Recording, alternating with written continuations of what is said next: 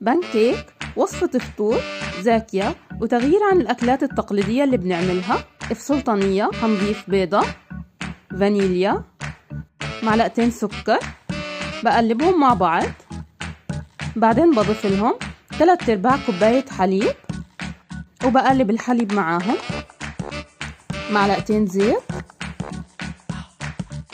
معلقة بيكنج باودر، كوباية طحين. بقلب المكونات مع بعضها لغاية ما تمتزج وتتجانس كل المكونات مع بعضها. وفي مقلاة تيفال غير لاصقة على النار بضيف خليط البانكيك، بستناه لغاية ما يطلع فقاعات وبقلبه على الناحية التانية وبسيبه شوية لما تتحمر الناحية التانية وبشيله عن النار. وبيتقدم مع زبدة وعسل، ولازم تجربوها وتقولوا لي كيف طلعت معاكم، وصحتين وألف هنا.